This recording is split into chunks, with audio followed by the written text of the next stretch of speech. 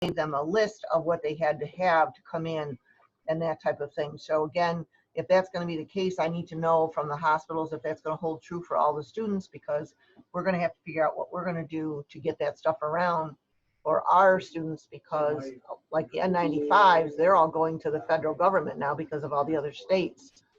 So it may be a little issue. Anyone heard anything at their hospitals regarding allowing students back? Has it been up for discussion?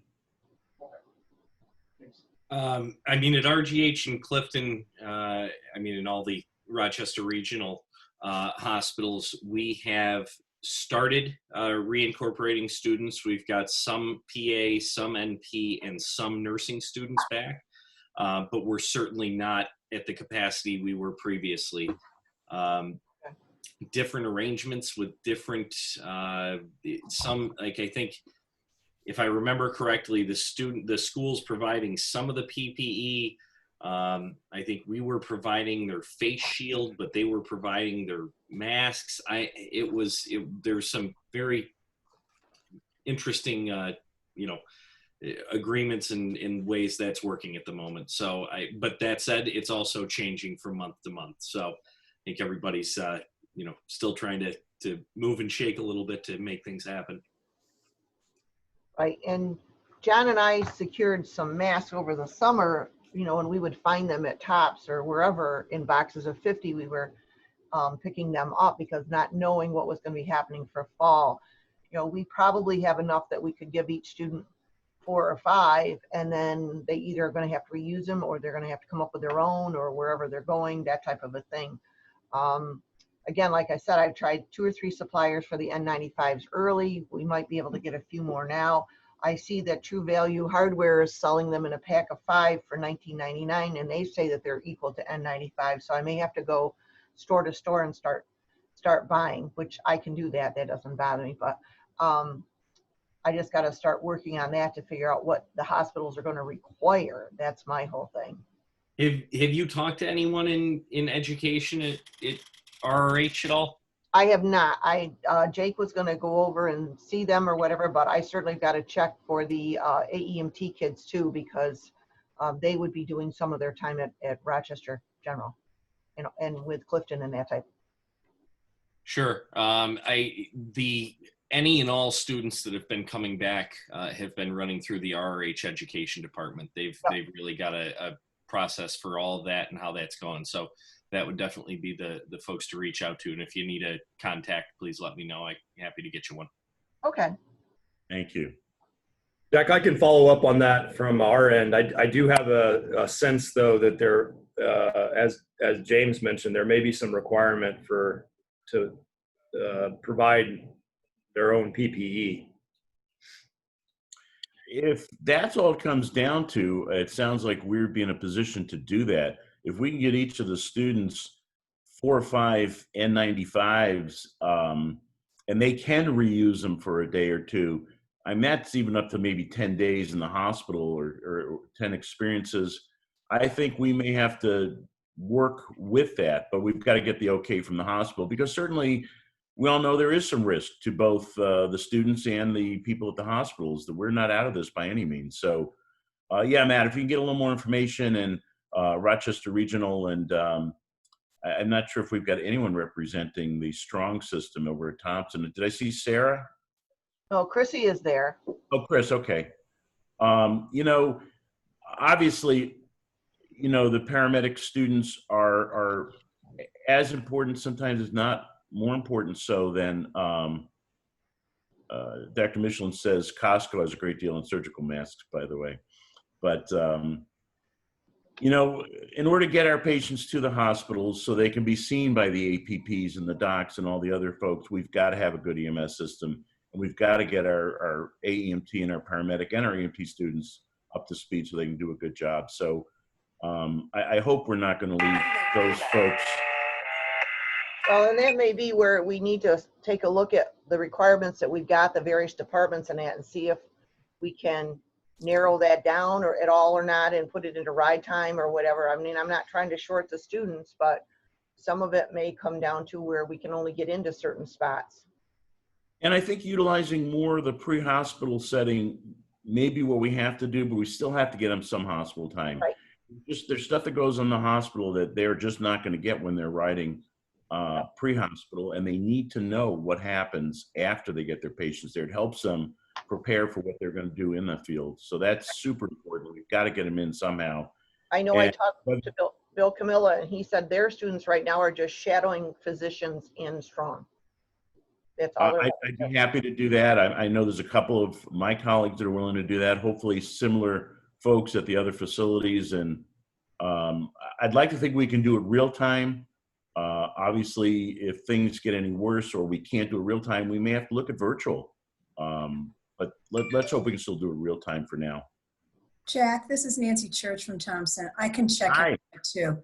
I'm not sure, the last I heard it was a PPE problem at Thompson as well, but I'm not sure where we are right now, but I can check and I'll get back to everybody. Well, Thank certainly. you. Appreciate that. And it if you can sounds let like we us can- know what it Sorry. is, what the requirements are too. I mean, that's the big thing. We need to know what it is before we can provide it for them. Right. All right, very good. Let's keep working on that, folks. Thank you, everyone. Donna, do you have anything else? Fall client? What else do you want to talk about? not a whole lot, and just we're working on that stuff, getting the old students done and new students ready, and working with John on different things. So that's about it. All right. Oh, the only other thing is I was talking to John today. I don't know whether you got it or not. For some of you that are online already, American Heart put out a thing to me yesterday that they are not going to release the 2020 changes, proposed changes, until October 21st of 2020. So at this point, I'm going to check with American Heart because our instructors were all due for a renewal the end of May, and we were given a grace period by American Heart because of COVID, but that would be coming up on the end of August. So I'm calling them to see. I'm going to extend, I think, all of the instructors for 1 year, and then that will give, hopefully American Heart will have everything out by next May, because I'm always not real confident when they give me the date of October. I mean, Have they given any clues as to what some of the changes might be? No, I mean, I'm trying to look and dig. As soon as I can find something, I'll let you know. But they came out with a thing yesterday saying that they would be released on October 21st. All right. Well, we will wait very anxiously for that. All right, Donna, thanks. Anything further? Not that I know of. Okay. Well, thank you. Trying to move ahead because I know you guys want to do what you got to do. I've got 3 names to read out that are on the New York State bad boy or girl list. David Torres from Brooklyn, New York, for violations of Part 800, 16A4. Christopher Chung from St. Albans, New York, violations of 800.15A1 and 2 and 800.16A1, 2, and 9. Provider Chung was busy. And a Jamie Whitting of Rochester, New York, for Part 16, 2, 3, 8, and 10. I'm not aware of what those are. I know they deal with appropriate behavior on the part of provider. That's all I know. So if any of those folks sound familiar and they're writing for you, please take care of that issue. As far as medical director's report, we have not had state meetings. They were canceled. We have given some possible dates. I don't know if Ed knows of anything specific. Jack, the last I had heard last week, they were supposed to be sending out a new survey to check on availability of a handful of dates, but I have not heard anything else. Which they did. They gave 2 possible dates for the SEMSCO meetings and the other meetings and 2 possible dates for the CMAC meetings. I've not seen any response to that yet, so I don't know whether they're going to have to resurvey or not, but for the time being, we haven't had any state meetings. Locally, there have been no significant QA issues, fortunately, that we've had to deal with, hence we're able to meet at 9 o'clock this morning. Most of the dealings have been with PPE, COVID, answering questions regarding COVID, things like that. Obviously, that's been keeping everyone pretty busy. So that has been ongoing. Currently, as you know, we have been very fortunate in the upstate New York area. However, I'm starting to see crews becoming a little less cautious with patients and PPE, and I want to refer you to request you to talk to your crews that they continue to be cautious. We do not know who is positive, who is negative. There are a lot of people coming into the area from outside the area that may be carrying the virus that are not symptomatic. Please refer to your crews the importance of wearing their PPE and being cautious. I can't stress that enough. Moving on, I apologize, guys. I'm going back and forth here between various emails from John. Bear with me just a minute. John, what's next on the agenda? I can't find my agenda again. Next on the agenda would be the RSI committee, but Al had asked a question Donna would like to answer. Al, you posed a question I'd like to answer as far as enrollment. And we've talked about it in training it at an executive and that. And Jason and Matt, you can chime in here. We would expect a reduced enrollment this year of EMS refreshers and core, because with the state putting up that Vital Signs Academy and everything where they can go online and do the hour a week or whatever they want to do to accumulate their CMEs. I think that's going to take away from the number of actual students that will come in for seat time and that type of a situation. So I would expect that we probably will see a decline till we figure out how that Vital Signs Academy is going to work for students, if they're going to pay attention to it and do, you know, once a week or once a month or whatever they're going to do so that they're ready to go at the end of the 3-year period. The other thing is students that should have been coming up for renewal this year, with the extension of a year by the Department of Health, if you know most of EMS people, they're going to push it off to the last minute. So I would expect that fall enrollment probably is going to be down for EMS as far as refreshers and core. And I would think probably the same for the spring until either that year is up. I thought maybe we might see a few people picked up this fall that had expired and the state gave them until December of this year to get back into a program and renew, or their cards would go away again. I don't know how that's going to affect, because again, they still can do Vital Signs Academy to get those classes in, I believe, can't they, Ed? Majors? I think that was a head nod.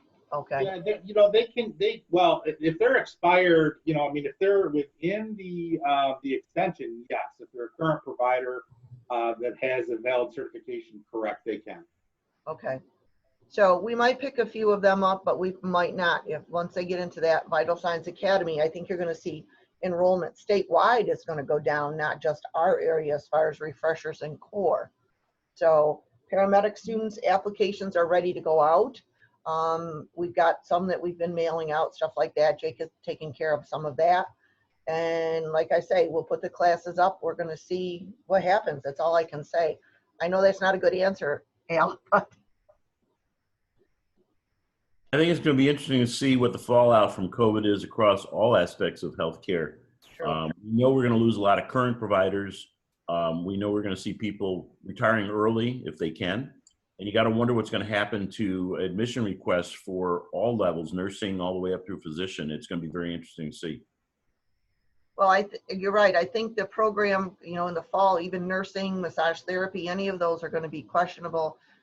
Students may take a semester off just to see how this is going to flow out, or they may take a year out. I was talking to my brother because a lot of these states now have a 2-week, they come back here, they got a quarantine. That's going to make a big hit for HWS, because if the kids come here from other states that have got a quarantine 2 weeks and their classes start the middle of August, then they need to be thinking about rolling in a couple of weeks so that they can quarantine for 2 weeks. Does the region track active providers we have? I'm just worried about new people coming in. I know we lose people all the time, retired, aren't active. Right. I'm just worried about what's up and coming. I mean, everybody's been working really hard with this COVID, and I'm really concerned about burnout and Yep, what Absolutely. happens after that. absolutely. I mean, we're putting up, classes, the flyers and everything will go out this week. We'll hit the papers with them. We'll hit, because they'll do it because we're not for profit. They'll put it in the papers for us, and that we're hitting, we'll be on the website. We'll be every, different places and that. But I think it's going to be a struggle. I think this is where your colleagues all have to step up, and we need to really look after each other. And if you see people that are starting to change in their activities, their behavior, colleagues have to step up, talk to their supervisors, or talk to their folks directly. This is going to be a tough time for all of us in healthcare, and we just need to stick together. It'd be interesting to see how well we stick together. I mean, I think with the COVID coming through and stuff like that, even the young people who watch it, this is not the same as Chicago Hope or Chicago Fire Department when they're talking about real life stuff. So I don't know if it will deter any of them coming up through from being interested or not. I don't know. Going to have to wait and see what happens to the numbers.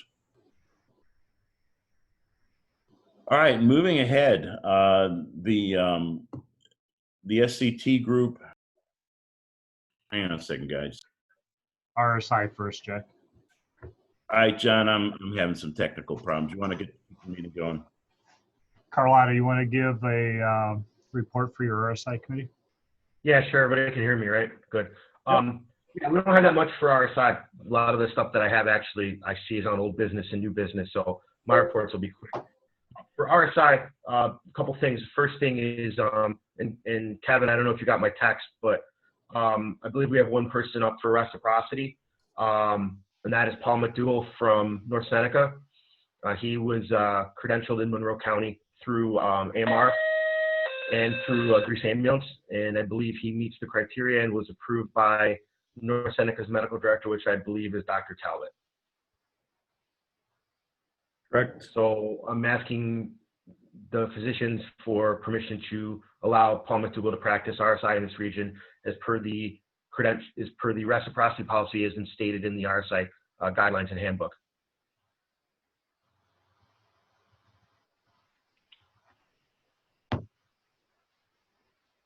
I know Paul from previous, and I would vote yes, but that's my one vote. Dr. Talbot, your opinion? I Are you in support of this? I'm in support. Yep, I do. Should I abstain given that I'm the medical director, or I've already given my recommendation? Okay. Dr. Michelin? You're on mute, Dr. Michelin. No objection from Cullinan. Thank you, Doc. All right. Well, Dr. Davidoff, it looks like you have the majority of the. Dr. Osborne, your feelings? I would vote positive. Thank you, sir. And Marita just said in chat that she agrees as well. Okay. So it looks like it Very good. passes, Mike. Yep. All right. I'll reach out. I'll reach out to them. I'll reach out to them. John's been sending the committee the RSI reports for the RSIs in the region. I know there's been some question about how we get that report, because I know that there's been some RSIs that weren't on there, and there's, I guess, the one report this time was different than the last one, John, and there's stuff classified that wasn't RSI, I guess. From what I'm seeing, we're doing RSIs at a slow pace but consistently. But And I don't believe. yeah, the only thing that was added to that report was the use of ketamine, and that might be what's triggering the additional reports. Okay. And I did notice that none of the conditional agencies have done any RSIs. I believe it expires October 1st, so we'll have to revisit that at the next Remac. We will have a RSI committee meeting prior to that, as I am starting to now get interest from people for another RSI class in 2021. So we're going to have to formulate that with the committee and go from there. that's all I really have for RSI. A lot of the stuff I have is from the ALS committee, which I'll go right into unless there's any questions, concerns, or anything. Michael, I have one question. Can you hear me? Yes. When you guys discussed reciprocity, grandfather, whatever you talked about, did you discuss Central New York? I believe it was any. I believe it was any agency, any region that has an RSI program, because I know that a couple people were from Central New York. So I don't believe it was not labeled anything. It was not labeled malware. I think it was just an applicable RSI program in another region. Hey, All right, Jack. I will. Hey, it's Jamie. Yeah, Jamie. Yeah, we did consider Central New York. The problem with Central New York is they have no formal RSI program, and it was agency training specific. And so some guys were just given the meds and told to use them if they needed them. So that was a problem with Central Region. And they were still doing, at the time, we're still doing facilitated intubation using first aid. I think they I still have are. a previous.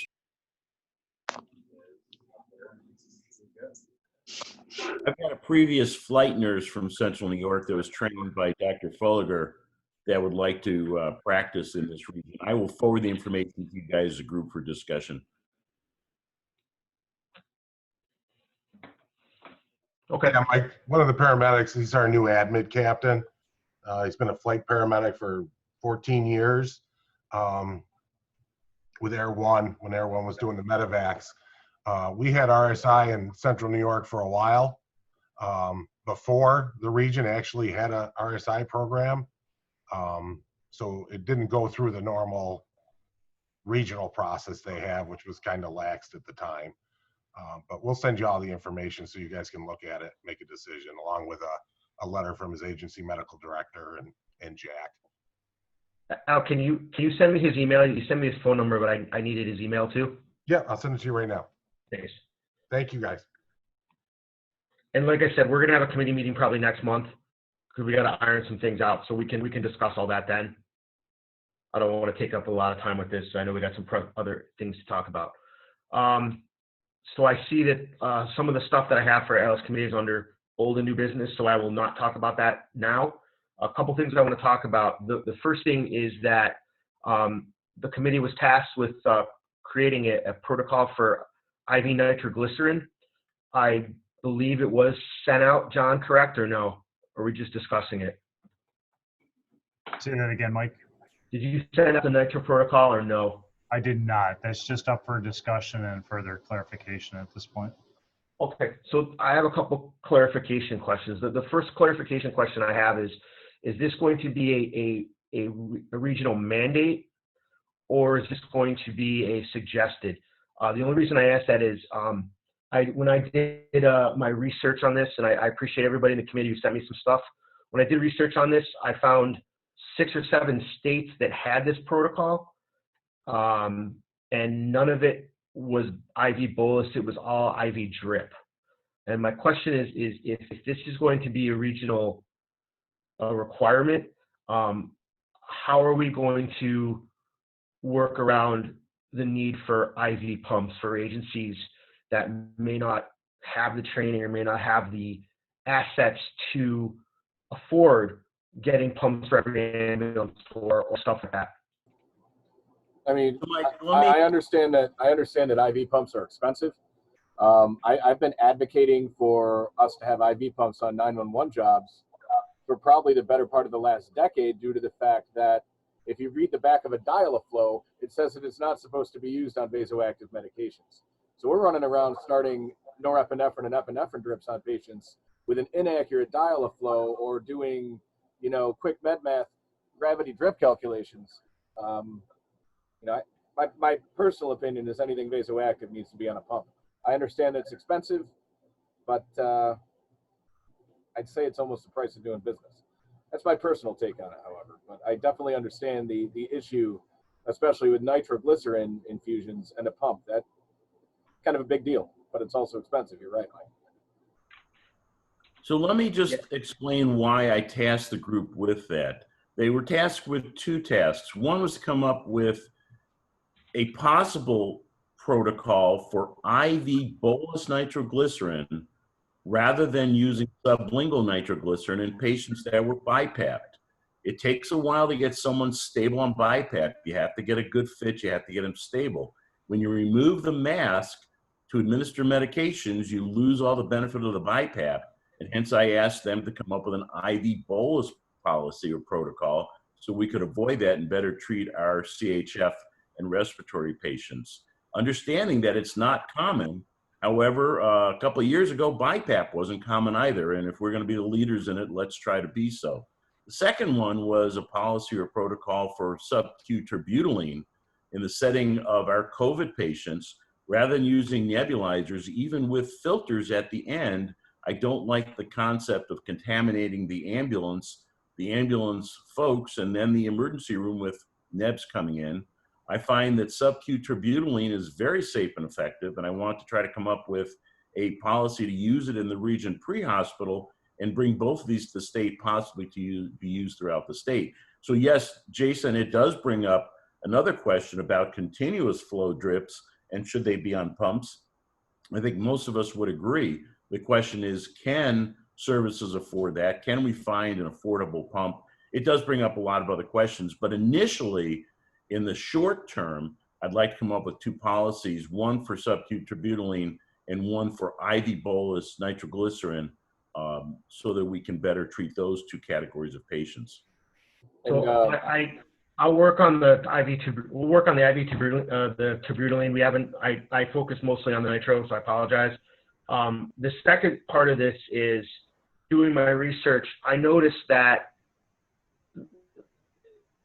some things that this policy was good with was with paramedics, but if intermediates or AMTs, I'm sorry, are allowed to give nitroglycerin in a setting of cardiac chest pain, why can't they be in the setting of CHF?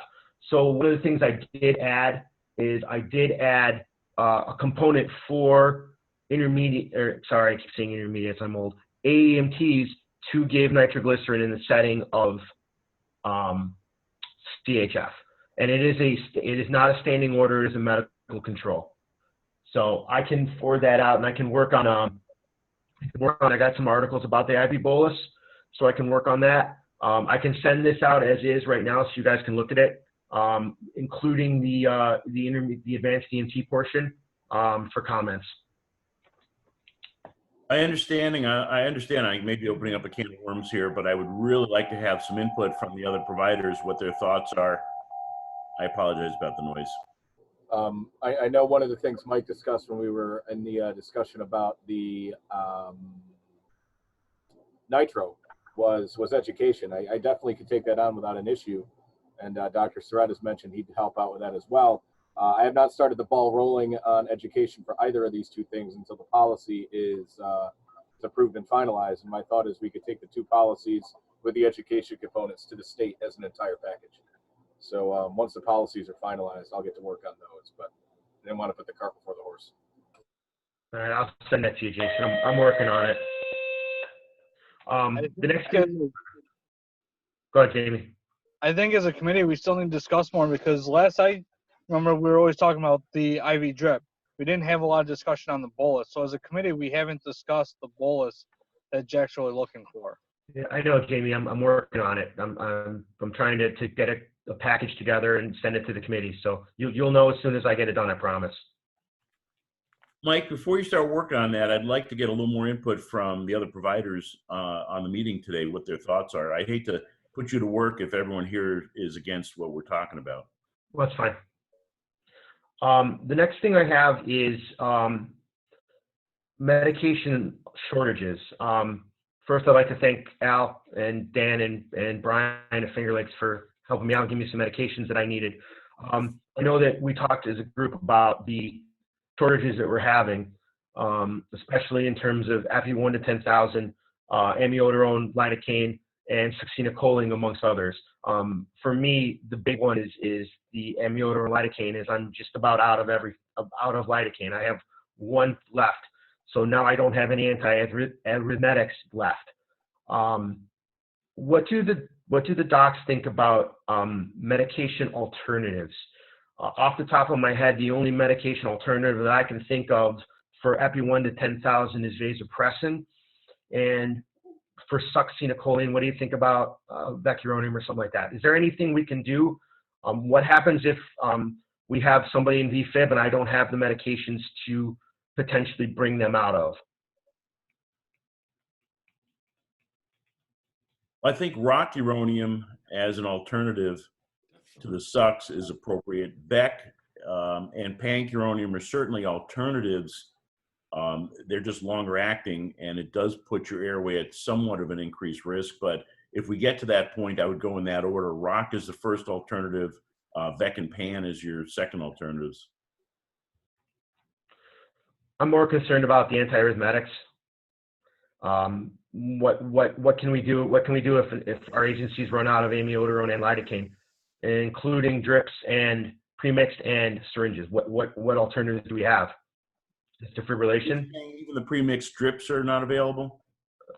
They're on back order. Everything's on back order. Amiodarone, I've been on back order for at least 6 months, and I don't even have the stuff I have. I know there's somebody sent me the FDA list, and that's also expired even with the extended dates. And I don't have in my lidocaine. I have one left because of that arrest I had last Wednesday. I went through it. Epi, I mean, we have the multi-vials, and we're working on that. It's just an added delay in having to mix it before giving it. So we had talked about what should we do for alternatives, and if the committee had any suggestions. Yeah, Jack, we're completely out of. Sorry, go ahead. Have you guys worked with the state to notify them, and are they helping you at all? At the state level? Ed? We, obviously we're following the FDA extensions, and we look at the alternatives that are established by the Remac. I'm just getting back on, from vacation, so let me do a little bit of follow-up and see if there other regions have any protocols in queue or any other modifications to extended shelf life or anything to that effect. So I'll have to follow back up. I haven't, I've been away for about a week and a half. I haven't heard, anything related to it. So let me get some additional information, and I'll follow back up. But I've noted the medications that you're talking about. Yeah, Mike, I'm gonna have to do a little research and see what's around, because there are some other alternatives that are not on the state accepted list, which I helped make several years ago because we didn't think we would get this far down the list. But whether or not they are even available is going to be a question. So we'll do a little research unless someone else has got a recommendation today. Do we know if the hospitals are having these same shortages, or is it a matter of we're not using the right vendors? So Jamie, I did approach a hospital about epi and was told that they're on back order as well. The epi pre-fills. We're currently mixing our epis, so we're pulling the 1 to 1,000 and making our 1 to 10. Yeah, most people are. Yeah, same thing we're doing. We have the 30 ml vials, and we're drawing it up as we That's go. what we're doing. That's what we're doing. I mean, that's $400 a vial. So. I know the Flremsc is on the New York State accepted list as an alternative. In fact, we used to carry it. That might be an alternative in the very, very short run. I'm sorry, you said procainamide? Procainamide. We used to carry that. I remember. Basically took it off our boxes, but I believe it's on the accepted list. Ed, can you get a copy of that? Yes, I'll send you a copy of the the updated formulary, which is probably still a bit old, but yes. I mean, I've used procainamide as recently as 30 years ago, so bring it back. It wasn't 30 for me, but it was a ways off there. I think I was still at National Rural Metro when I gave it. But the other thing I have before new and old business is we always revisit this again is non-compliance for attendance of the ALS committee meetings. And us as a committee, we struggle with how we get these agencies that don't come to come. I know John just sent me an updated email list. I think the next step would be I'm going to ask the county coordinators to send me their updated lists of ambulance contacts and just blast it out again. And I don't know. It's very frustrating for us as a committee that it seems to be it's the same 7 people and the same 7 agencies at every meeting. And there's a lot of information, especially what I just talked about and what's going to be talked about, that some of these agencies don't have any idea about. And Like the list that I gave you actually came from the county coordinator. yeah. So, John, if you could do me a favor, either send me the emails of the county coordinators. I have Deb's and Bill's. I don't have the other 2. If you could do that, I'd appreciate it. And then I can just send it out asking for. Seneca County is easy. There's only 2 agencies, and both Kevin and Zach are on the call here. Zach. Well, hey, Get me the list so I can contact their medical directors and explain to them the importance. We now know that we have little control as a Remac. However, the medical directors have all the control. You're probably the medical director for 90 of them. That's Thanks, funny. white guy. Get me the list of who's not showing and the medical directors. And if I got to scream it myself, I'll do so, but let me know who they are. I will. And John, can you maybe send me a list of the medical directors for the agencies? Because I know some of them, but I don't know all of them. Maybe, and then I'll send it to Jack with the people that don't come. So I have that attendance list. We can do that. And then everything else I have is for old and new business. So I will, I'll step aside for a second. Okay, next on the list would be Mercy Flight Central. And I have a couple of updates for Mercy Flight. First one being Mercy Flight Central now has a network agreement with several insurers, namely Excelis, Blue Cross Blue Shield, Univera, MVP, and Cigna. So good news there, hopefully for patients. And I know it may not affect everyone, but for those patients with third-party insurance, basically we'll take a reimbursement directly from the insurer. And I do have to say, as patients are responsible for their copay or co-insurance or deductible, but it should simplify things for patients and their families, which is a good thing. Secondly, we have an event coming up. You guys should have gotten invites. If not, let me know and I can send it out to you, but it's for a virtual program, CME program entitled Communicating Effectively About Stroke Patients. The instructor is Maya Dorset, MD, and it is on August 7th at 6 p.m. It's, like I said, online, and if you're interested or have folks in your agencies interested, you can register at Ticket Bud, that's B-U-D, Ticket Bud, look under the events tab, and if you need to search for it, just search on stroke, it'll pop right up. But that's available to everyone, and just wanted to pass that along. That's all I got, unless Aaron has anything to add. I just had one quick thing. We had a mechanical CPR devices protocol that was left out of our overall protocol update. And I was just mentioned it back and forth with John and just wanted to bring it up and see, given that it's in the collaborative protocols, do we need to have that go out for a full approval? It's just a mechanical CPR policy for our auto pulse. No, if it's in the collaborative protocols, I don't believe you need to go any further. And okay. Again, if Dr. Galton's approved it, you're covered. Okay, great, thank you. It was just inadvertently left out of our last update, so appreciate that. That's all I have. LifeNet. Good morning, and happy day at Remac there. So LifeNet, we are accepting now ride-alongs again, but they have to meet all of the PPE requirements and for COVID compliance. We're also accepting applications for ground schools and LZ classes, and again, must be compliant with the latest state mandates for PPE and social distancing and group sizes. So please reach out to us at lifenet712@gmail.com, and we can schedule you guys along. Our September education annual conference has been postponed due to COVID, thank you. And we are looking for future dates or possibly virtual conferencing and see how that can play out with what we're working with there. And finally, at least from my end, for probably every air medical service would be happy to hear this, is that there's legislation pending for blood product administration in the field.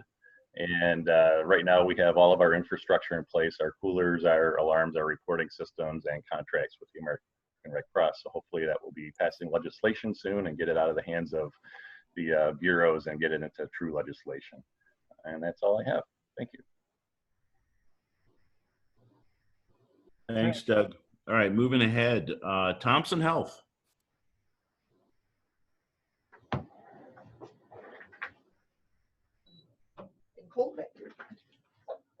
So one thing that I was asked by our director of nursing was to find out what other places, other hospitals are doing for pre-hospital providers and their COVID screenings upon arrival to their facilities. Is anyone doing anything currently?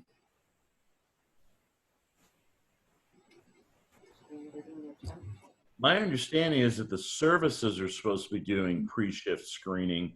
I'm not aware of any of the facilities that are doing any screening. That's what I had mentioned, but they wanted me to just clarify and see if any other facilities were doing anything. Yeah, like I said, the best of my knowledge, the service is supposed to be screening. A lot of facilities are screening their employees as they come in, but I don't think they're screening EMS. It would create quite a delay. And unfortunately, I think the assumption is that they've been screened prior to going on the call. Right. That's what I thought. I know when we transfer to RGH with like a pediatric, they're requesting that we screen the parent that's riding along before we bring them in. And that's not a bad thought with anyone other than the patient that's coming in your vehicle. They should be screened, at least questions. You have to rely on them being honest. That's another story, but they should be at least questioned about any unusual or COVID type symptoms. Amy, we had that same question internally, and then the follow-up question, of course, would be, what do you do? So a pediatric patient comes in, you haven't performed a medical screening exam, and the parent screens in, you know, as having your influenza-like illness.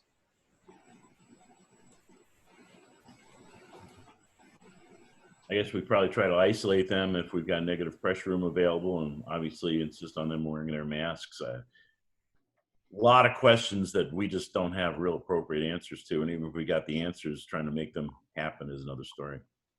I can say RRH, you know, we're screening all visitors, and it's in a case-by-case basis, like for a pediatric patient, but generally we'll ask for another parent or someone who's not febrile to come in.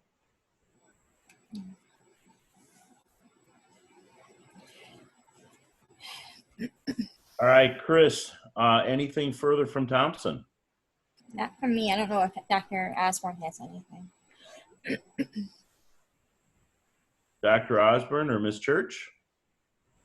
I don't really have much to report here. I'm just curious to know what people's ED volumes are doing in the region. We're about 80% of what our expected volumes would be, and be curious what the EMS call volume is, if that's changed significantly as well. Yeah, Matt, almost, you know, very, very similar to both of our sites in terms of volume. Yeah, essentially same at Clifton, hovering at 80-85%, give or take. Exactly. About 150% of what we'd like. It's about, and it's gradually trending up. I don't think any of us expect, I don't know if we're going to get to 100% of our normal volume until this is over, but we're about 85% as well at Newark. I'm glad we're all in the same boat. Be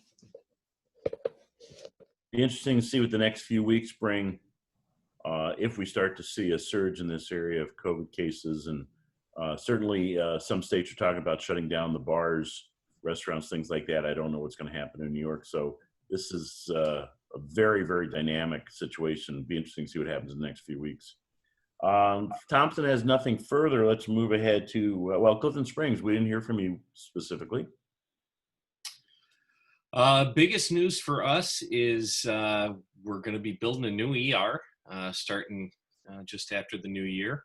So that's exciting business for us. But other than that, we have been, just volumes have been gradually trending up and doing our best to just kind of maintain what we're coming in the door. The other big challenge for us recently, Newark, over the COVID pandemic, Newark's inpatient psychiatric unit closed and consolidated with Clifton's. So all of the inpatient psychiatric capacity at this point is at Clifton, which has resulted in a bit of a higher volume of transfers, which they can do some direct admissions during the day, but on the off shifts is coming, or in weekends are coming through the ED. So some additional volume there that we've been seeing, and admittedly his with the requirement now for any inpatient psychiatric admission to have a negative COVID swab prior to admission. That is something that has caused some throughput challenges for us at times and has landlocked us a little bit at times. So I appreciate any and all understanding from the other EDs in the area as we try to get transfers in. But we've been doing our best to keep things moving. And if you do have any challenges in particular, or things seem unreasonable to you, please don't hesitate to reach out to me directly, and happy to dig in and do what I can to get things moving. But we're I can hopefully promise we're doing our best. Thank you, sir. Finger Lakes Health. I think has been mentioned, to continue to have challenges with testing and limitations of rapid testing and the implications for that with interfacility transfers. We did receive notification from Yates County that apparently the state has come to an agreement for official closure of the 939 designation at Soldiers and Sailors over the next couple of months. So although de facto we have not had an inpatient unit here for a while, there will be some implications of that from the legal status of patients being transported from Yates County. Not much else. All right, thank you. Last but not least, Newark Wayne Community Hospital. I just wanted to combine with Dr. Cullinan about psych testing. We are still receiving patients that require an evaluation. They do not have to go directly to Clifton Springs. We have a CPAP. We're doing telemedicine back and forth between Clifton Springs. So we are still available to accept those requiring an evaluation. We just are not admitting, and we will then have to transfer. So I just want to make that clear, because I understand there was some confusion on that, on where the patients go. Other than that, we're pretty much status quo. Yeah, I think the biggest concern we have with psych patients is that they do go to the nearest appropriate facility, and that's where the question comes up. Are they truly medical first, where there may be alcohol or drugs involved or some injuries involved, where they need to be cleared by the nearest facility, period, or can they go directly to an appropriate psych facility? And that's been a question in the 28 years I've been in this area, and there's always been infractions of that. And, we see people going someplace a little further away where they shouldn't have gone, where they needed clearance or treatment earlier. And it's just something we're gonna have to keep working on as time goes by. Jack, just for clarification for everyone from the region that's on the call, I did an audit the other day of our crisis evaluations at both sites year to date, and we've done well over 100. And out of that denominator, over almost 75% of those patients through our own internal processes are dispositioned home and don't require additional psychiatric evaluation. So to echo Marita's points, we are fully capable at both hospitals of performing psychiatric screening for those patients. Not all of them will require subsequent transfer. Jim, I'd be curious if you have information for the number that we and others end up transferring to you for the further evaluation. What percentage of those get admitted or discharged? CPEP has the number. I admittedly don't offhand, but I would say it's pretty high. Last number I heard was over 80. I think it was in 87, 86, somewhere in that. I mean, the patients that we're getting in transfer are vastly appropriate the majority of the time, and the only ones that are typically getting sent home are not typically getting sent home after a CPEP PAO evaluation only. It's typically after the doc sees them and says maybe not, maybe they can get out of here. So no, I would say the vast majority of the transfers that we are getting, both in and from within the system and from without the system, are very appropriate, and the vast majority get admitted. Any significant concerns about patients being bypassed from other hospitals directly to you where there's alcohol, drugs, or injuries that we need as a region to work on? I think it's something that we saw for about 4 to 6 weeks after the transition with Finger Lakes Health with Geneva and Soldiers and Sailors. And we saw a little bit of it, but to a lesser extent. And I think when Newark transitioned how they were operating. And I think it's just, some mismessaging here and there. But I would say that quickly corrected itself, so to speak. We really haven't been getting any undue amounts of folks that seem to be bypassing or going, coming to us inappropriately. So no to that point. Thanks. That's good to hear. All right. Any other reports from hospitals, agencies, services, or personal? Jack, I just wanted to say that one thing that I've noticed, especially down here at the south end of South County, is a lot of the times that we transport or we bypass Geneva and go to Clifton or something along those lines is usually because law enforcement says, oh, they have to go to Clifton.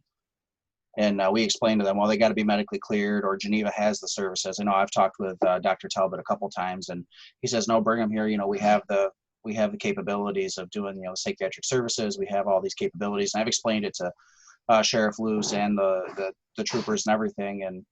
And I don't know if it's an education thing on the law enforcement side or what it is, but I've tried to explain to all of them that Geneva has the capabilities to do these things, and they still are very adamant about, nope, they have to go to Clifton or they have to go to CMC. So a lot of the times that we bypass, it's because it's a law enforcement order. Zach, that may play a role, though. There is some, and I'm not going to get this exactly right. There is something in the statute. If it's a pickup order and there's not need for medical clearance, the patient is supposed to go to the closest 939 hospital. Okay. That's absolutely true. If it does come through as a mental health statute pickup, then it does. But if it's a 911 call and you have concerns about health issues, alcohol, drugs, altered level of conscious injuries, etc., then they probably need to go to the nearest facility. A lot of the times, though, I've noticed that the law enforcement agencies will say, oh, well, this is a voluntary trip, and they don't like to do paperwork, and they also don't like to follow us to the hospital. So they say, oh, well, they're going voluntarily, and then they put them in the back of the ambulance, and away we go. So I don't know how that plays into it either, because they don't do any of the paperwork, and then we show up at the hospital, and the hospital staff is pissed, and the patient's pissed because, well, am I under arrest? Well, no, because there's no paperwork to back it up and say that you were arrested and you came voluntarily. So I think it's an education dealing thing. with the same problems when they take over the ambulance from you. Yeah, I think it's an education thing on everybody's part.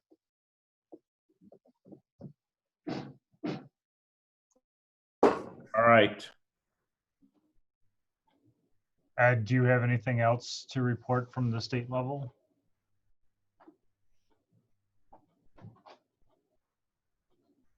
Ed, any comments at the state level? No, nothing. Jack, I've been on vacation, and so I'm going to catch up this week. If there's anything that pops up, I'll forward it off to John and to you. But I actually got to hop off to another meeting. I thank you, and if I can help, give me a shout, and we'll talk soon. Thank you. Thanks If a you lot. find anything you need that meeting, send it along. Talk to you soon. All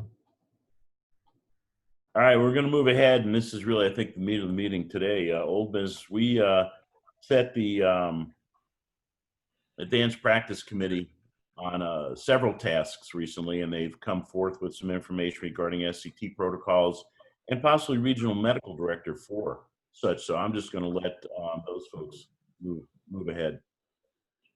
Okay, what do you want me to start with? I'll start with SCT because I see Dr. Threat's on. Dr. Threat, why don't you go ahead and talk about the email you sent and some of your thoughts on this before I go into it?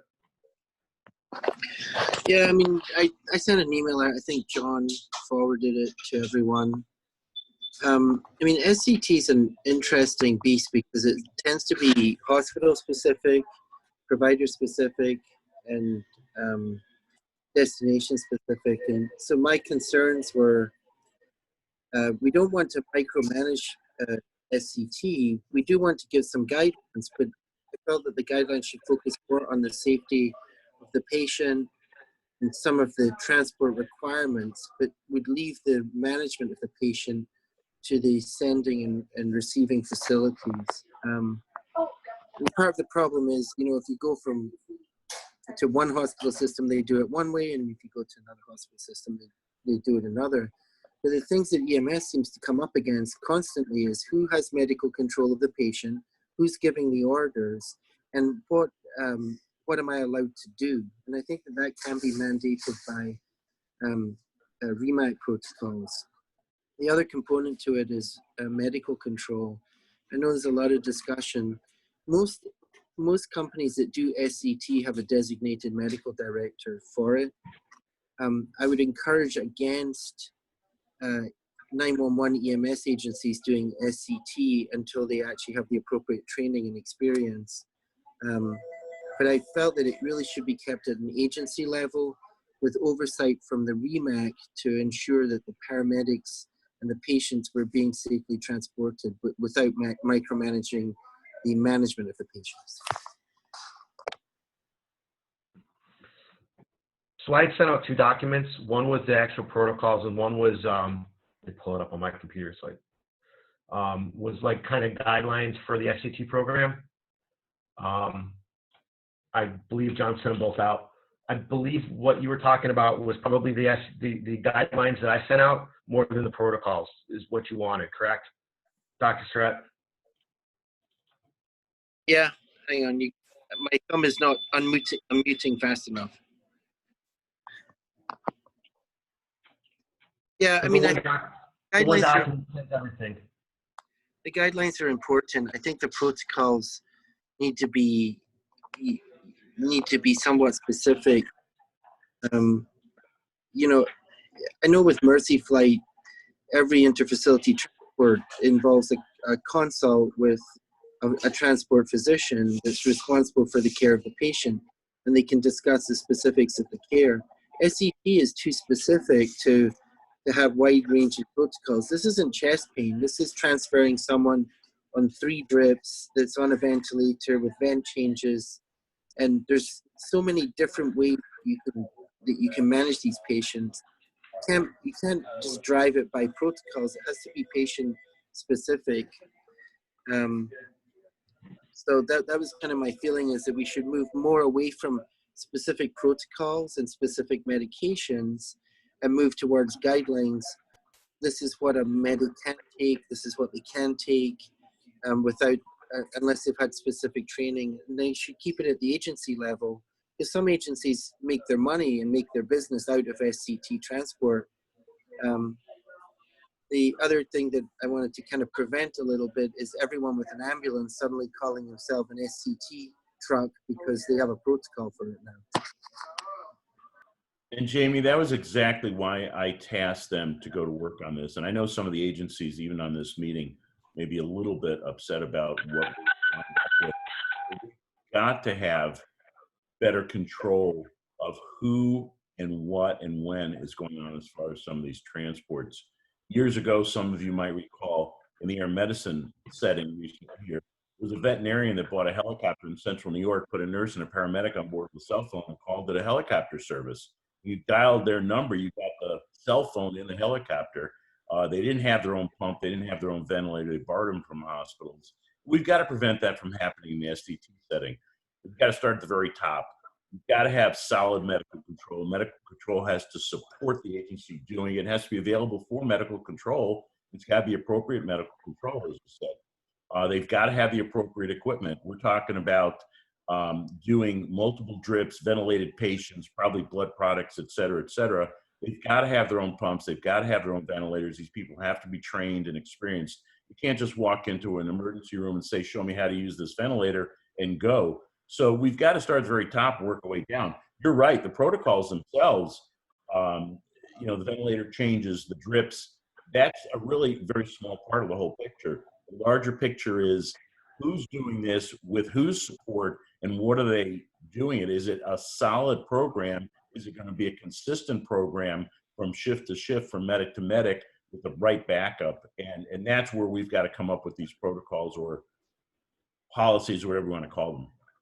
Yeah, that I really like Jamie's point about the medical control really being a focal part of this. I mean, when you're transporting, this type of patient, that's going to be a huge part of, doing this safely. So I think having the medical control portion of that figured out is imperative.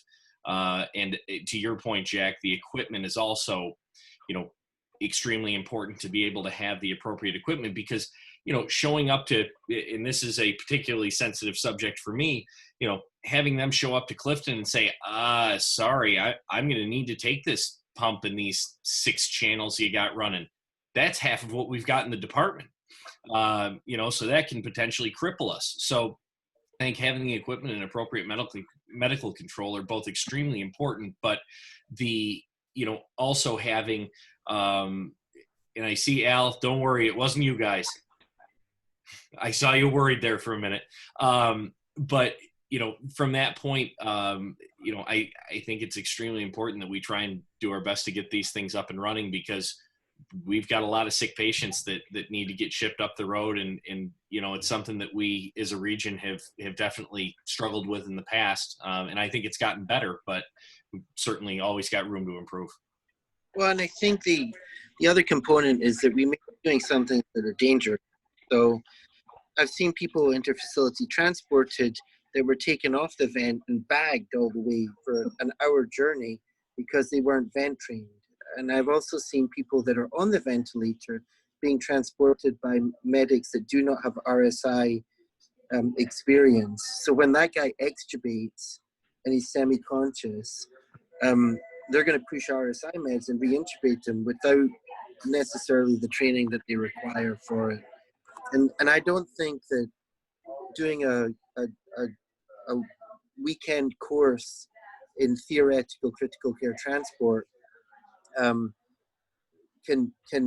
give you the experience that you require to do some of these things. So, I mean, a clear kind of graduation process of experience, a definition of the basic skills that you have to have, and then basic equipment, the medical control. I mean, a lot of this is logistical rather than medical. Now, folks, the bunch of you that worked on these preliminary protocols, I give you a ton of credit. The preliminary protocols really look good. We're heading in the right direction. We do have some work to do on them, and we've got to do the work at the very beginning. Who is going to be doing the transports? What do they need to do the transports, both in training and equipment? And again, medical control. Who's going to provide their medical control? When someone in an emergency room calls you to transport a patient out, it's usually one of 2 reasons. They need to get a higher level of care or they can't handle them where they're at. And if they can't handle them where they're at, a lot of times it's because they're just not familiar with those patients and they need a higher level of care. And that higher level of care begins when the SCT medic or team meets with the patient. And if they're not ready to deal with that patient appropriately, it's not going to be a good or safe transport. So we've got some work to do on those protocols, but this is a phenomenal start in my opinion. Appreciate that. I just sent out that other draft I sent out. And Dr. brings up a good point, and it's been a point that we've talked about not only in the ALS committee, but in the RSI committee, is that these RSI and SCT if you're an SCT medic, should you be an RSI medic? And there's not a really good answer. I know those two cannot be concurrent because you can be RSI but not SCT.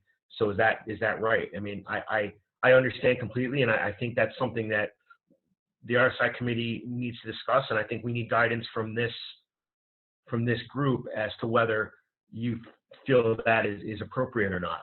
What that would do is that would increase exponentially the number of RSI providers that we have. And one of the fears that we had is to supersaturate the region with RSI providers so that the already low numbers of RSIs get spread out even more. I think that's okay, though. I think having any SCT person not being an RSI is definitely a major issue. I would think that would be our first priority. Anybody who's SCT certified at any agency, we need to get them RSI, whether it's a 3-day course in-house or whatever. It's just a huge liability and jeopardy. Well, I think that what I would say is that the RSI course just is focused on getting RSI paramedics into field responses. You could have a course for medics. Jamie, you completely cut out. Can you say that again? Because I think it's important. The course is designed for field response, not for facility transport. So you could theoretically have an abbreviated RSI course just for SCT that would not give you full RSI privileges in the system, but would give you experience doing RSIs, essentially putting the tube back in when it falls out. Yeah, funny you mentioned that, because that's something we were going to approach the RSI committee about, was running something similar to that so that we can bring our SCT techs up to speed with airway management without putting forth a full RSI class, which we would be able to do hopefully next year sometime. So that's something I think we'll approach you guys with, and you can discuss it and see if we can make that happen maybe by the end of this year, whether we can do it in person or whether we do it virtually. But yeah, I think if you're an SCT medic, you need to be able to perform an RSI to replace a tube should it be lost, not necessarily putting those guys out on the road, but and maybe an update for them down the road. There's a lot of possibilities we can do here, but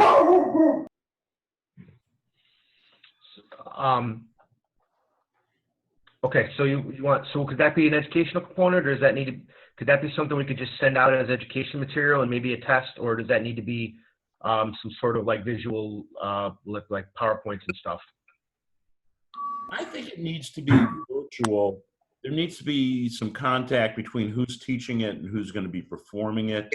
I think we need to have questions.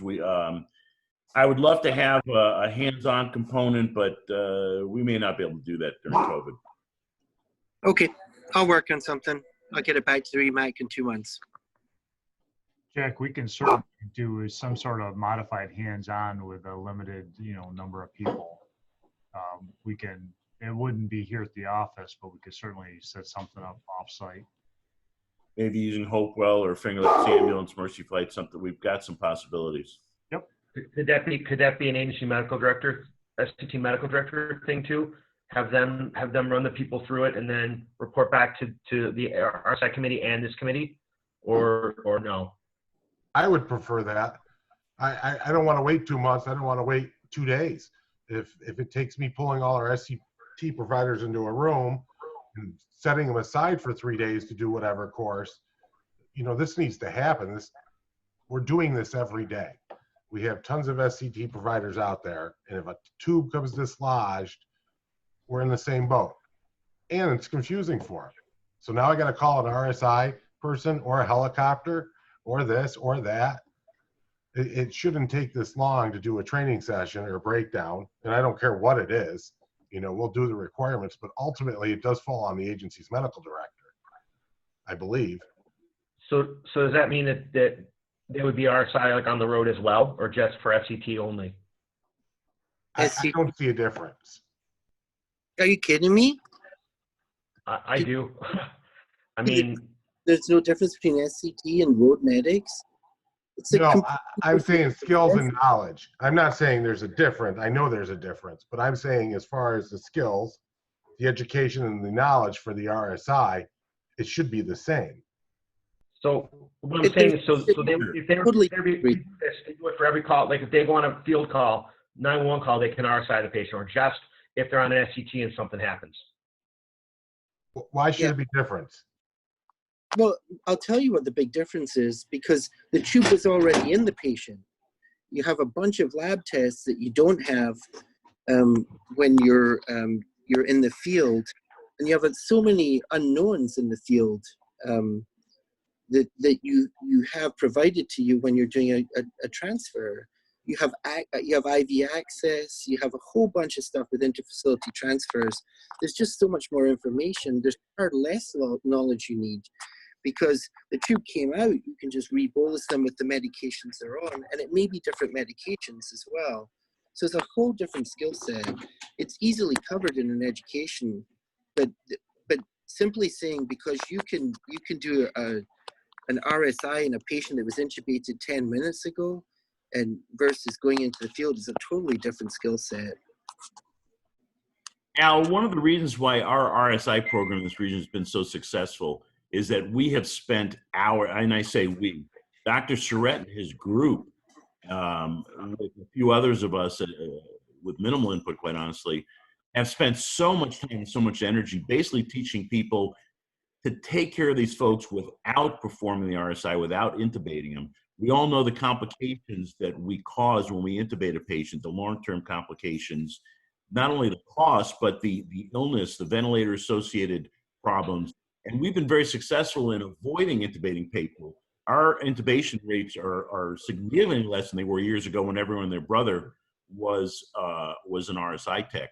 So I think the concept of bringing our SCT techs up to speed, where yes, they can replace a tube that's lost and make sure that that tube is secured, that's a small portion of what those folks have done with the RSI program.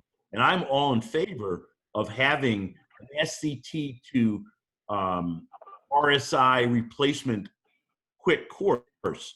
I think later on we could have an SCT/RSI bridge to RSI tech, but the education that those guys have given these folks is huge. And I would not just put someone out in the field who can push 3 drugs and pass a tube. I taught my 5-year-old daughters to intubate when they were 5 years old. That's not that hard to do, but knowing when not to intubate and how to provide other airway management skills, that's huge. And that's why we have such a good program in this region. And I'm not going to jeopardize that program. I agree. I think going from SCT to RSI is totally different than going RSI to SCT. So I think we can come up, Dr. Surratt, the rest of you folks in that group, I think we can come up with a rather expedient program to get these folks who are already SCT but can't do RSI to be able to perform the RSI procedure. And we need to come up, I think advanced airway versus RSI. The RSI is advanced airway is the concepts along with the procedure. Bring them up to advanced airway where they're in the field doing it would be another bridge, or to take their full course when it's available. But to get our SCTs to be able to perform the RSI procedure, I think can be done rather quickly. I could maybe work with Dr. Glick and turn this around fairly quick. Say that again? I can maybe work with Dr. Glick and turn this around fairly quickly. You can't work with me? I've been working with you for years. At least he's honest. So no, and I'm fine. I'm fine whatever process we do, but it needs to happen soon. Done some real good stuff. So yeah, guys, I'm going to send it back to you. I know you guys have been busy. You say you have a meeting come up next week. We're going to throw a lot of stuff back on your plate. Get me names of agencies that are not being active, and we'll get after them, because you guys could use a few extra people to help with all this. Hey, this is just another point to consider with the RSI SCT stuff. Not every SCT transfer is a patient on a ventilator. They could be vapotherms, they could be CPAPers that are just being sent up. It could be a cardiac patient, but it's a long trip and they can decompensate and at some point require an RSI. And if you just skip the steps and go right to replacing a tube, you're doing a disservice to that patient. So I think that needs to be a relatively robust RSI component in the SCT, not necessarily the field RSI component, but definitely a robust component to recognize when to and when not to. Good points brought up. I think the group needs to discuss that with focus towards SCT transports, and maybe we could perform a bridge at some later date to incorporate the rest of the material. So let's try and come up with some concepts and bring it forth later on.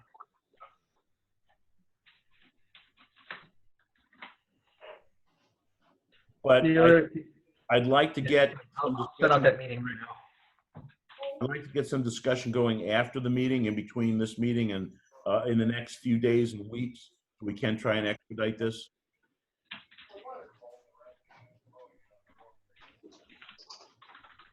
Does anyone want to comment any further on SCT, or want to see what they bring back in the next few weeks?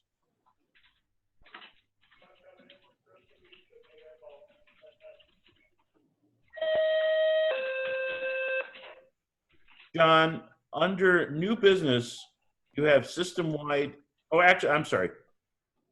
Mike, do you want to talk about medical control further? Yeah, real quick.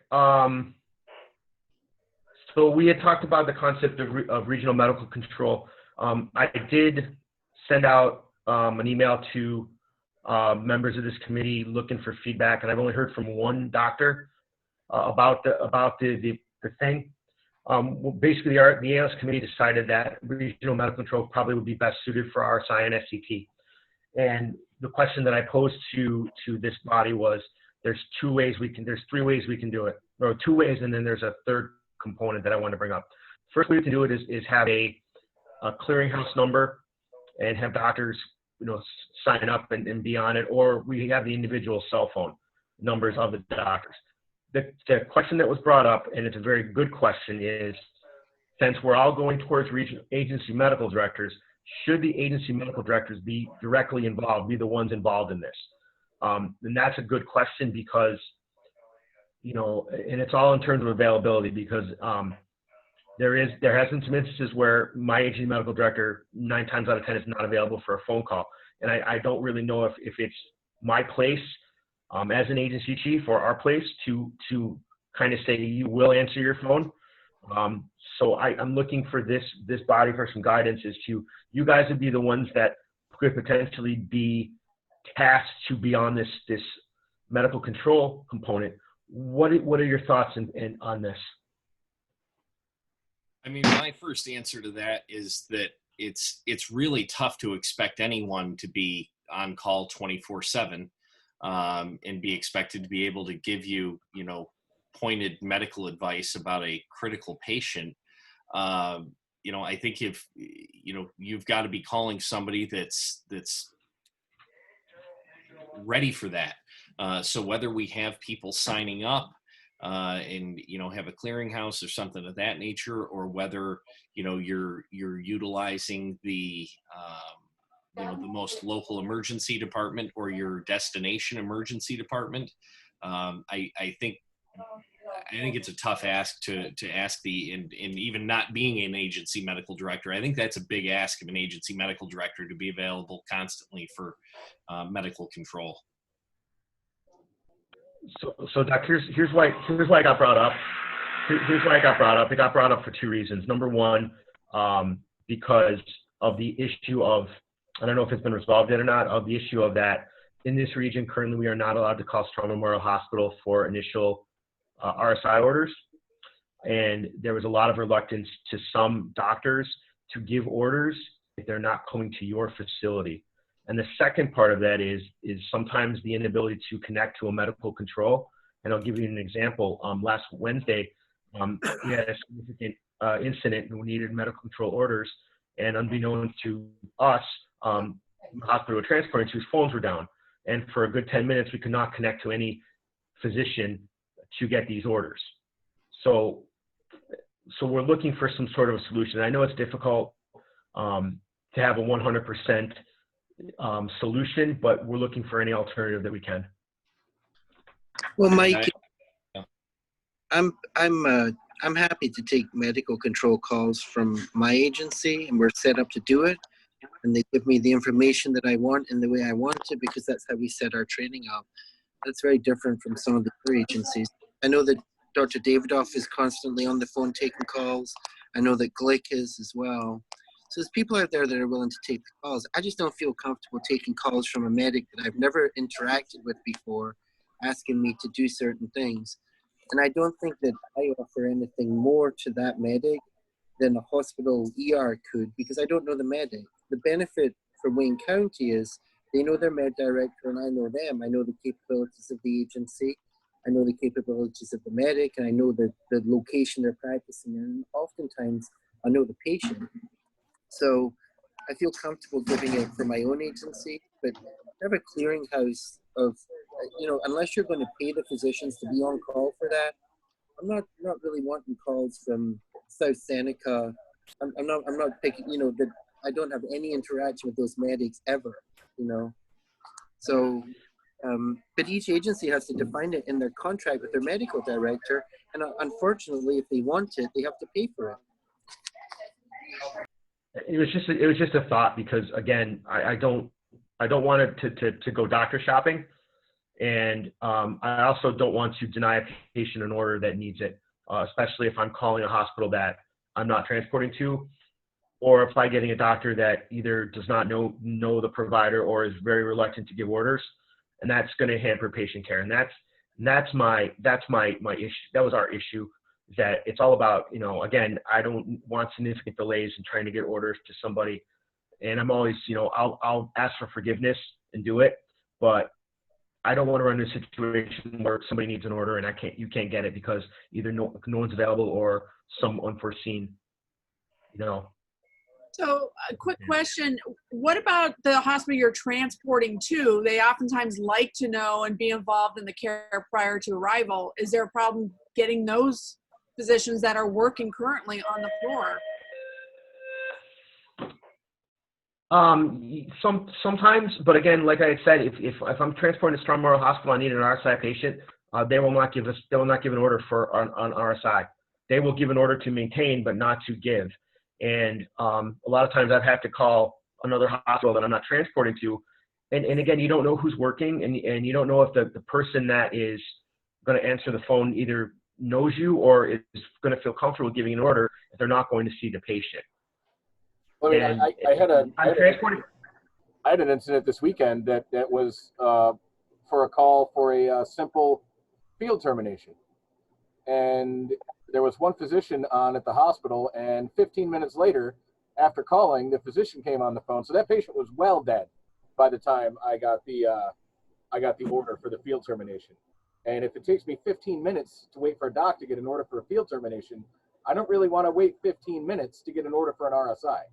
So and again, I've had a physician. These issues are few and far between, but when they're an issue, they're kind of important.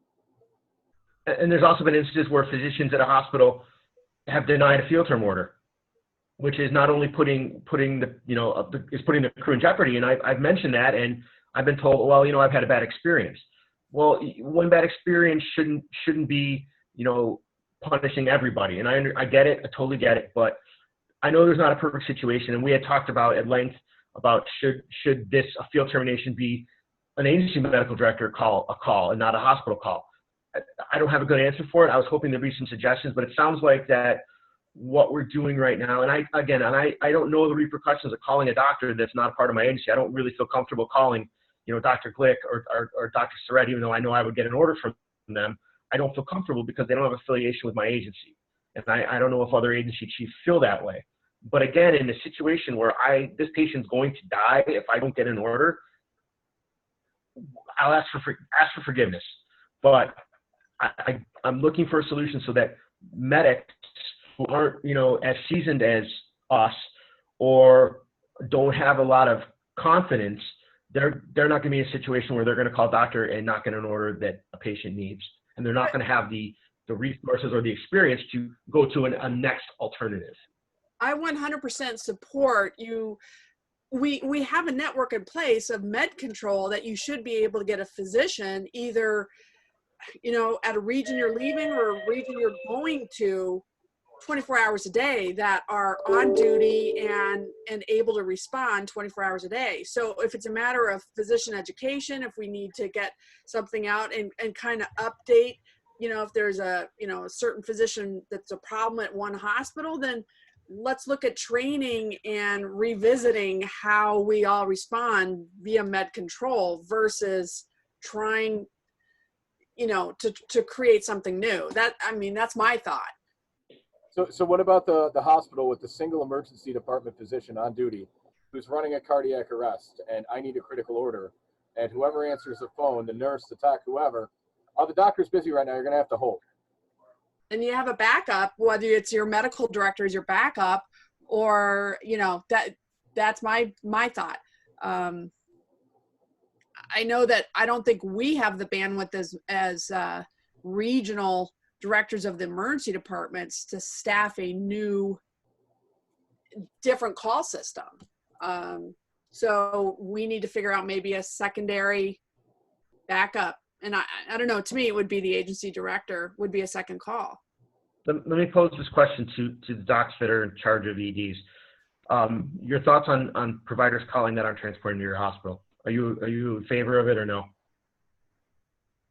I'm in favor of it if you can't get the first one, but again, that would be new training for our physicians. No argument from me. I would be in support of that, and especially patients coming to us. Yeah, I think the question though for all of us is that whereas we may, and I would feel comfortable providing that, will our, you know, all of our physicians feel comfortable providing medical control for patients that are not coming to our facility? We've also got different levels of medical control here. We've got standard medical control. I'd like to give an additional dose of a drug that's outside my protocol. I'd like to give this, that. We have RSI, strictly airway management, and we have SCT. So I think for the standard medical control, I think we should probably still try to utilize the EDs that the patient is going to. For RSI, we've got some other concepts here. Strong in general don't particularly like to give medical control for RSI patients. Plus, we've got certain docs that are more in tune or more familiar with the RSI protocols, and even some of the ED docs. And for SCT, that's a totally different picture that we're still going to have to talk about. I think the main issues we have are the RSI, the SCT, and the field termination. I think those are the three we need to focus on. Regular orders like additional analgesia or something like that. I think that could, I mean, that's important, but it's not as important as I need to RSI this person, they're going to die, or I've been working this person for 45 minutes and I need med control order. And I understand that field termination is in the collaborative protocols as a standing order, but however, some agencies, including my agency, medical directors require a phone call to a doctor. Mike, just to clarify, you had made a comment about a couple of situations where the med control did not grant or did not agree with the recommendations for field termination, and that somehow would put the agency or the medic at risk. What do you mean by that? What I meant is that there's a, you know, when you transport a cardiac arrest, lights and sirens, there's a greater risk, even non-emergency, there's a greater risk of potential, accident. CPR is not as effective in a moving ambulance, even with a impedance device. We have these protocols in place, and I think that's what I meant. There is a greater risk in transporting, and a lot of times when we transport these patients, that field termination orders were denied. It pretty much was walked in, you looked at the tube and said, okay, time of death. So it's utilizing extra resources and potentially putting crews in harm's way that could have been handled by a simple phone call. I think in the perfect world, we would have a separate medical control group. We would have a doc at the dispatch center or available by radio or by phone 24/7. They'd be an alternating group. They'd be all up to speed on the protocols. They'd know all the medics. I don't see that happening right away. Mercy Flight has their group that was set up years ago, and they continue to use their own separate med control. Finger Lakes has a pretty good setup of us. You know, South Seneca, for example, has Dr. Talbot up first and maybe myself second. Individual agencies, I think, are doing fairly well. And I think if the individual agencies currently could come up with that sort of call list, who's at the top of the list, who's next, at least have one backup, maybe even a second backup. As Dr. Surratt was saying, he probably doesn't know most of the medics down in North Seneca, South Seneca, as well as he does in Wayne County, maybe even in Ontario County. Dr. Talbot probably doesn't know the folks at Newark.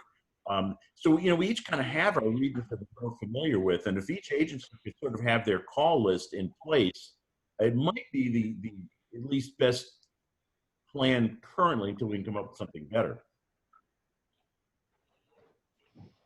Is that something you as the regional medical director can send out as an email to the agencies that you should probably have some sort of list in place for medical control, just as a guideline? I'm sure John would love to come up with something like that.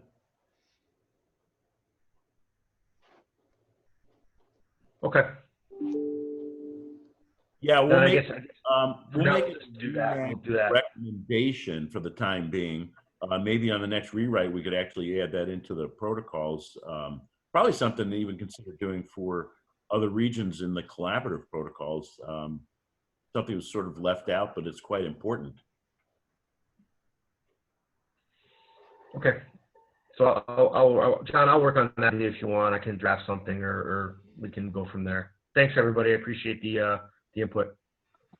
Yeah, I mean, because Mike, I mean, you've been doing that all along, although it's not written any place. It's what you've been doing. You try to call Brecker first. If he doesn't answer, or you try the hospital first, you can't get a call, and Brecker doesn't answer. You come to me because I used to work with you guys. I know most of your medics. North Seneca, South Seneca, you've got to have your call list. Everyone's kind of been using their call list.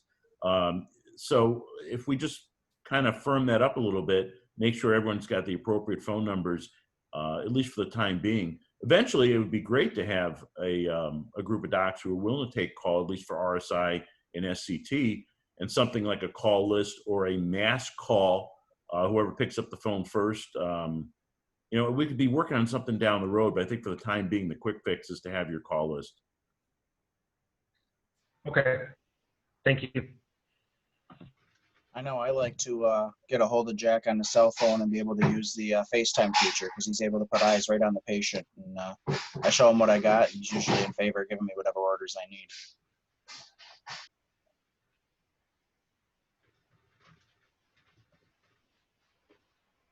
Dr. Talbot, did you have a comment? Sorry.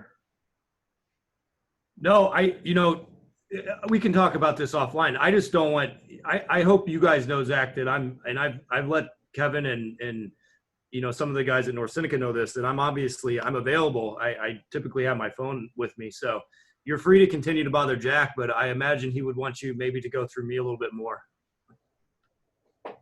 Absolutely. I'll start FaceTiming you with my patients too, if you want. I'll do a video conference. As you well know, Jack's not going to be around forever, so it is high time that we started utilizing other wonderful resources. I'll start calling Dr. Talbot first. Good. I want to run something. Any further comments from anyone? All right. This was a very, very useful meeting. I appreciate everyone's time and energy and input. Hey, Jack, you wanted to talk about the PPE, and we still had the ALS.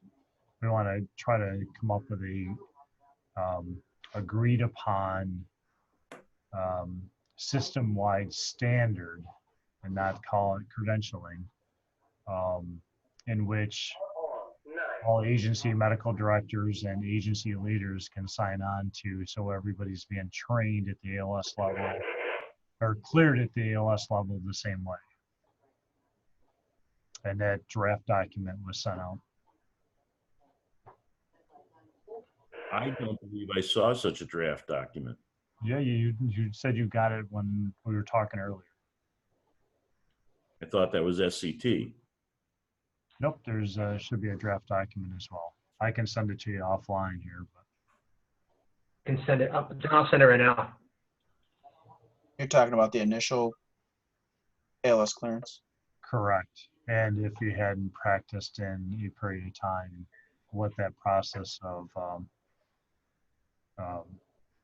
reclearance would be. Right, if you haven't taken a call and it was like, what, 90 days, you would have 90 to be days. clear. Yep. Yep, Yep. I remember.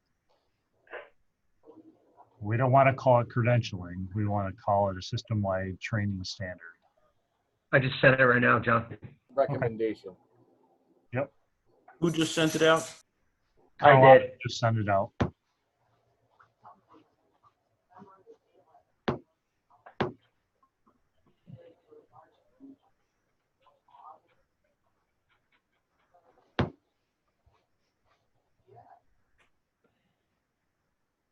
Is Erin still on the line? She should be. Yep, I'm here. I just Sorry. wanted to note, we just getting real-time review. Dr. Lester let me know this morning. We had a code LVO for standard and facility transport this morning with a door in, door out of 45 minutes. So really good job on your guys' end as well. Great. Appreciate that. I've got a lot of the data that we talked about last week just about done too. So I'll get in touch with you about that. But great to hear that.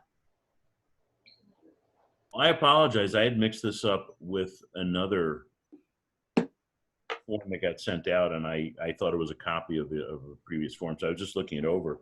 Has everyone else had a chance to look at this form, this recommendation?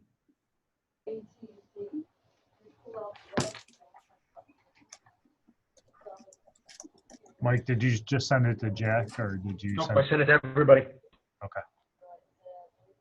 Had you sent? It was sent out previously as a separate email? I've sent it out at least once. I apologize. I thought it was a duplication of a previous email. Well, I mean, everybody can look at it and provide any suggestions, and then we can do an email discussion, or wait till the September meeting to take action on it. It was sent out on July 3rd for anybody else looking for it. I would really like for people to take a look at this and have some email discussion. I don't really want to wait. I'd like to get this approved before that time if we could. Okay, so everyone will send it out again, and if everyone wants to provide comment back to the reply all, that would be helpful, and then we can take action after that. This appears to be pretty well written, so please, if you get a chance, folks, take a look at it. We will send out an email and we'll take an email vote so we can get this in place. As far as PPE, I think I mentioned earlier, I think, John, you were talking basically about the reference to people being cautious and wearing PPE. Is that what you're referring to? Well, you asked me to put it on the agenda, so I wasn't sure if it meant, how is everyone's supply channels doing and that kind of thing. Yeah, I guess it was for both questions, reinforcing the need to wear PPE at appropriate times. And also, if folks are able to get their PPE, we've had minimal input from New York State, and even some of the regions have not been very helpful. I think we're pretty much all on our own as far as PPE goes, but is there anyone that's really in dire straits, or is everyone managing to get what they need? We're okay. We're starting to get short on some things, but we're okay for now. Al, I know it's been hit or miss for you folks. It's been tough for some of the other smaller agencies as well. Yeah, I think that's a big problem. I know a lot of the suppliers that had it now aren't going to have it again because of everywhere else. I think that's a big concern, especially with schools coming up. I know schools are trying to buy a lot of stuff that's over and above, trying to beat the expectations. I'm concerned about that. We'll do what we got to do. Yeah, we all are. You got to think outside the box when you look and order this stuff. Meat packaging, food processing, auto supply. And those are the places that have some of the stuff in stock, and some of it's starting to come through. But like you said, as we're seeing the surges in certain states, it's disappearing fast. The only thing A that lot I'm of stuff short on that's being advertised is N95 that aren't. So same thing with surgical masks. The only thing that I'm short on is gloves. And I just talked to the Medline rep who actually lives down in Trumansburg, and she said that if we sign on with her as a new customer, that they have an availability to get gloves to new customers. So I'm hoping that that comes through. I don't know if that's just a sales pitch from her or what, but Did she give you a price? she didn't. She's going to send me pricing and everything, but we're in the SAVIC purchasing group, so we get discounting pricing through that. So I'm hoping that we're actually able to get some, and it's not, oh yeah, we can get it, and then it's back ordered like everybody else. So. Zach, how many gloves you need? What size? Smalls and mediums. I am on like my last box of each. Oh, we got extras. I'll take a look. Okay. Okay. Yep. Thanks, Al. I know the only thing these are struggling on is gowns.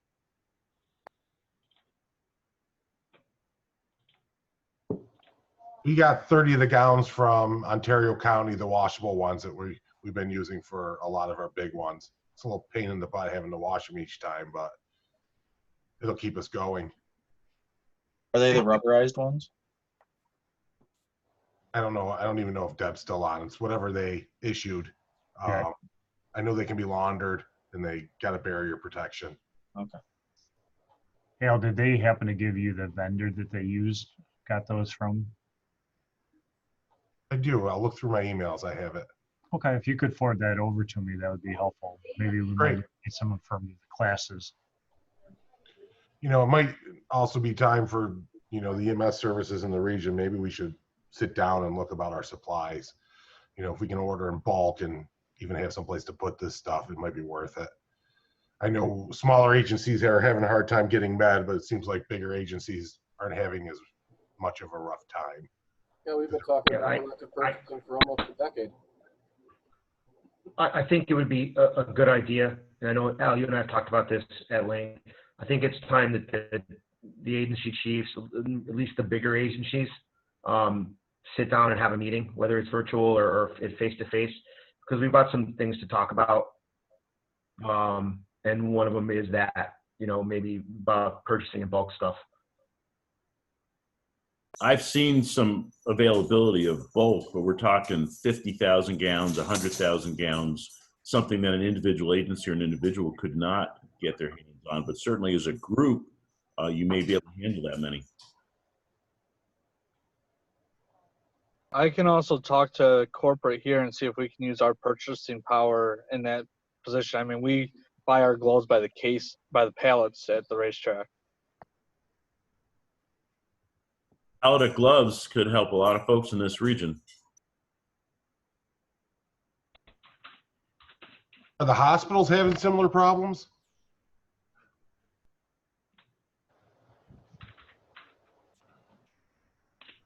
Matt, how are we doing on gloves? I know the other day we were out of extra large. Is that just a local problem or is that throughout the system?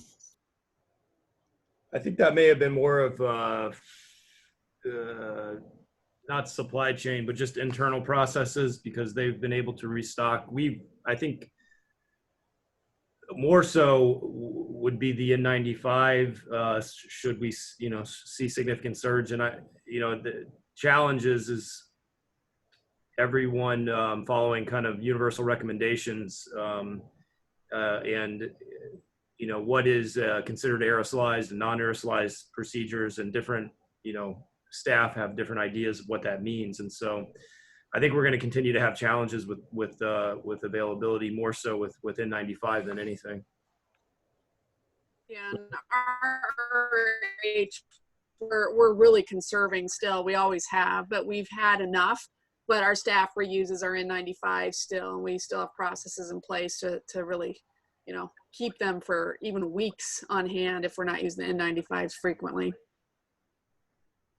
We may be going back to some of those conservation strategies that we had initially. Yeah, we've kept them in place the whole time, so. Yeah, our problem is it gets so hot, you know, it's 98 degrees outside, you're soaking through them. They just don't last. Yeah, we don't have to deal with that so much. Well, any of the agency chiefs want to sit down and try to find a way to maybe get into a purchasing group or a purchasing agreement or anything, let me know. We'll set up a meeting. You guys might want to get together and maybe even talk with some of the local hospital folks that are involved with purchasing. Again, the larger your group, the larger the quantities you want to buy, probably the better chance of getting the stuff you want. I think comparing vendors is a good idea too. Just for the group's knowledge here, Air Methods has a centralized warehousing that they went to for the PPE, and it does give us significant purchasing power. And they have in the past opened that up to agencies if they feel that there's a need or they're having issues getting stuff. And it might be a good idea to put the region together with these agency chiefs and all come together and add that purchasing power there. And I'm sure they would be more than willing to work with the region. So we'll make sure we invite Doug to that meeting. I'll send an email out later today or tomorrow morning to get everybody online and we can figure something out. Thanks, Sounds Al. good. John, do we have anything else on the agenda that I left out? That'll do it. Anyone have any comments or suggestion or anything they want to say? Just for your information, the executive order that allows us to do these meetings for Remac and our Remsco will expire on August 5th unless it's extended further. We're hoping that they extend it further, but we also need to start considering, what these meetings might look like if we can't. We may have to, move to a location where we can space accordingly. I think for the time being, we'll continue to do Zoom meetings, whether it's approved by New York State or not.